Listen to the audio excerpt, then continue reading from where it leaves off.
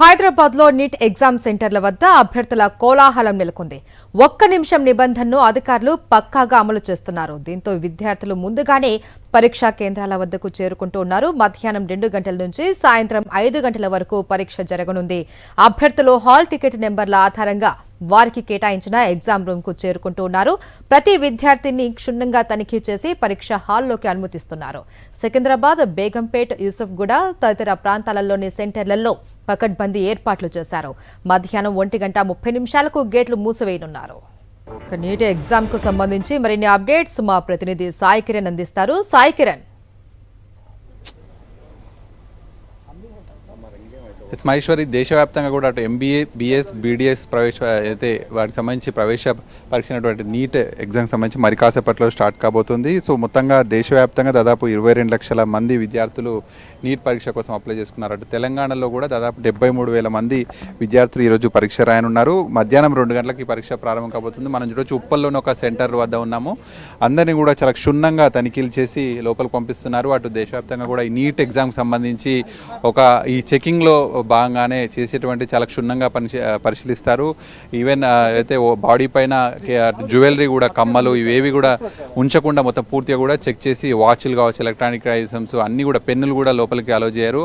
ప్రతి ఒక్కటి కూడా చెక్ చేసి లోపలికి పంపిస్తారు. సో మధ్యాహ్నం 2 గంటలకు పరీక్ష కాబట్టి 1:30 గంటల వరకే గేట్ క్లోజ్ చేస్తారు. 1 నిమిషం ఆలస్యమైనా కూడా లోపలికి అలో చేయరు. సో అందుకే ఎగ్జామ్ సెంటర్లకు 11 గంటల నుంచే లోపలికి అలో చేస్తామని చెప్పారు. సో ఇప్పటికే చాలా మంది విద్యార్థులు లోపలికి వెళ్ళిపోయారు. మరికొంతమంది విద్యార్థులు ఇంకా రావాల్సి ఉంది. మొత్తానికి ఇప్పుడు 12:30 అవుతుంది.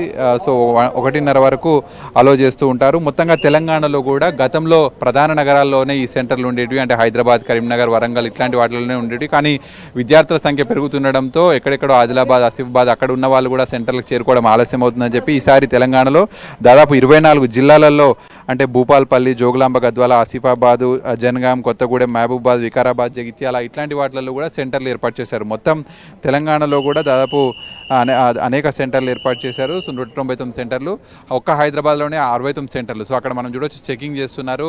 ప్రతి ఒక్కటి కూడా చెవి కమ్మల నుంచి మెడలో ఉండేటువంటి ఏదైనా చైన్ల నుండి చేతి ఉంగరాలు ప్రతి ఒక్కటి కూడా చెక్ చేసి బయటకు వాళ్ళ తల్లిదండ్రులకు ఇచ్చేయాలనేటువంటిది కూడా చెప్తున్నారు. ఏదైనా కూడా ear phones, tech phones, calculators కావచ్చు, ఈటేబుల్స్, జ్యువెలరీ ప్రతి ఒక్కటి కూడా చివరికి కళ్ళకు అద్దాలు కూడా చెక్ చేసి లోపలికి పంపించేటువంటి అవకాశం ఉంటుంది. సో నీట్కి సంబంధించి చాలా పకడ్బందీగా అన్ని ఏర్పాట్లు చేశారు. మధ్యాహ్నం 2 గంటల నుంచి సాయంత్రం 5 గంటల వరకు కూడా ఈ పరీక్ష జరుగుతుంది. సో 5 గంటలకు పరీక్ష అయిపోయే వరకు కూడా పూర్తిగా విద్యార్థుల తల్లిదండ్రులు అందరూ కూడా ఇక్కడే ఎదురు చూస్తున్నారు. సో పూర్తిగా అటు ఒక డాక్టర్ కావాలన్న లక్ష్యం, వీటన్నిటి కోసం విద్యార్థులు ఎన్నో రోజుల నుంచి ఈ నీట్ పరీక్ష కోసం కూడా ఎదురు చూశారు. సో ఆ పరీక్ష మరి కాసేపట్లో ప్రారంభం కాబోతుంది. సో దీనికి సంబంధించి అయితే పకడ్బందీగా అన్ని తనిఖీలు చేసి విద్యార్థులను లోపలికి పంపిస్తున్నారు. మహేశ్వరి. Thank you Sai Kiran.